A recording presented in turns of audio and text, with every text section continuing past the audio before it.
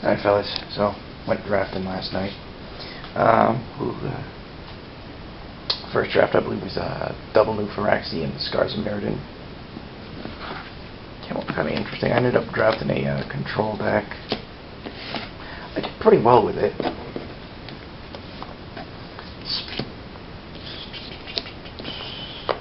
see what we got here.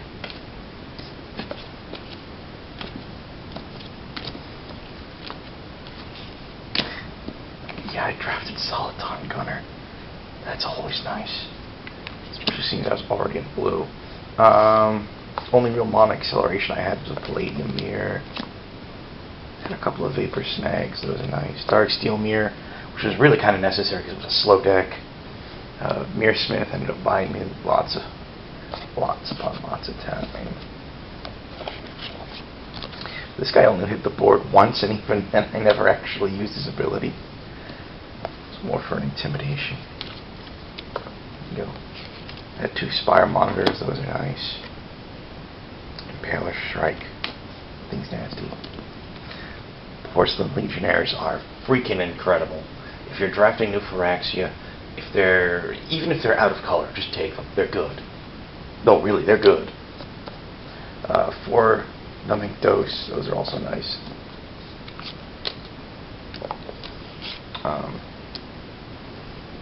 Sky Eel School, Perilous Mirror in there, Force Worship, people get annoyed by that. One card that was in the deck that you're not seeing here, there was a Argent Sphinx, the 4/3 flyer for 2 colors and 2 blue on Metalcraft. You can pay blue to flash him out and he comes back in at end of turn. I ended up throwing him into the prize pool, didn't get him back, didn't want him back. I've already got more than a playset of him, so I'm like, yeah, I don't care. And it's a good card, though. I do like that Sphinx, but,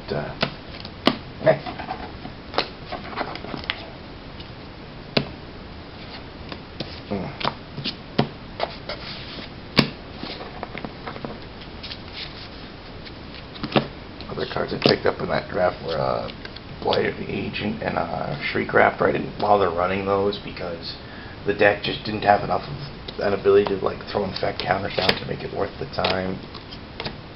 A handful of other things. I really did want to actually run the Remember the Fallen, but I just didn't have a card slot for it. I don't like these. I just don't find them useful. Ichor Claw Mirror, there's another Infect guy, but it's not really worth running Infect in a draft deck if you only got 3 Infect cards. Maybe if you're desperate for bodies, but that's about it. The Gut Shot and the Mutagenic Growth, I both drafted with the intent of probably running them regardless of what color I was in. Ended up not running them at all. Oh well. I walked away with that draft with a foil Slag Fiend and a Leonin Arbiter and my 4th Bludgeon Brawl. So I'm all set with Bludgeon Brawls. Second draft, we actually did a regular, normal draft. We did new Phyrexia, then Besiege, then Scars. By the end of pack 1, I was pretty strongly in white. Then pack 2, I opened a Hellkite Igniter. And I never drew the SOP. 3 games, never drew. But I ended up with some nice stuff. I got a Tezzeret's Gambit, 2 Mutagenic Growth. Put those, I'm playing red-white. I don't care. I'll pay the life for them. It works. Did pretty well with this deck overall. Glinthawk Idol. Rachel Wellspring, more card draw. Copper Carapace, Barb Battle Gear, Silver Skin Armor, and a Flare Husk. I'm a big proponent of equipment. I like equipment. It's good. It's reusable. It works. I like it. A Quarter Paladin. He's a 3/1 first striker for 2 mana. It's pretty solid. The Razor Hippogriff. It's a 3/3 flyer. What more do you want? Now, the funny thing about the Auric Edgerite, every single time I played him, I had Metalcraft. I think one time I had him on the board and he lost Metalcraft for like part of a turn. I had a lot of artifacts. Whoa! Stuff going all over the place.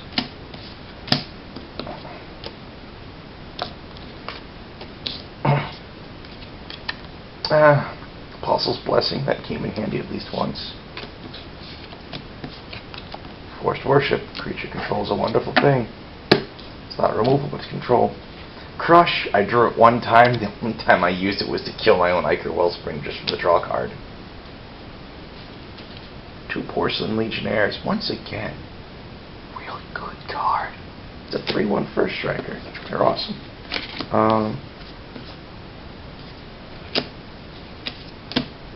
Had a Parakoth Courier that actually came in handy in one game when my opponent was playing green.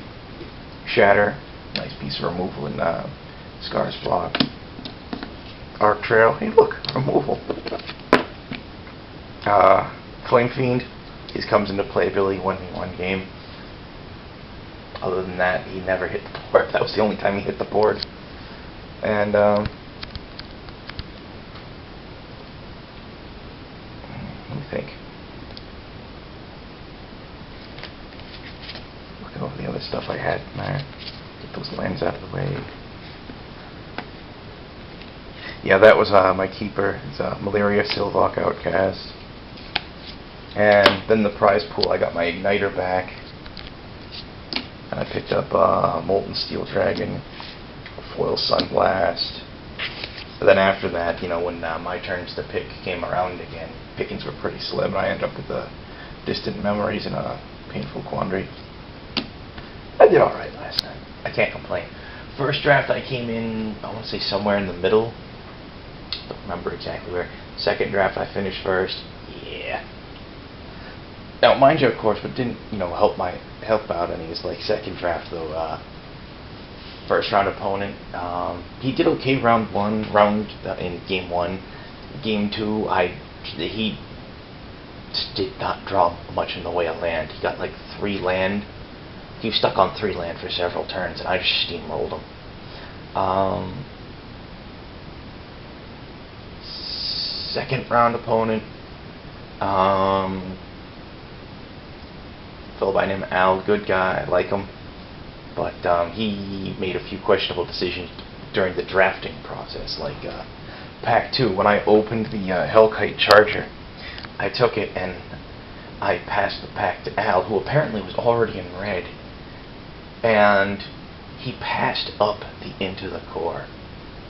He passed Into the Core in favor of the, I can't remember what it's called, but the 3/1 creature for 2 colors and 2 red that gets double strike on Metalcraft, and he just didn't have the capacity to get Metalcraft frequently enough. You know, it's not the best decision he could have made in my opinion, but you know,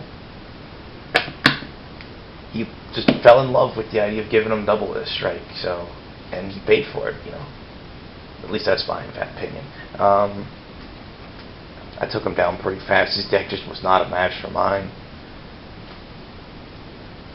You know, I was fast, I had some removal, I had some control, I pushed right through him.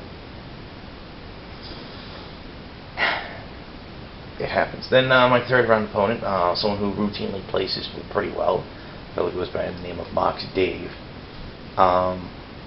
His deck just decided wasn't fond of him for the most part. And I took him down.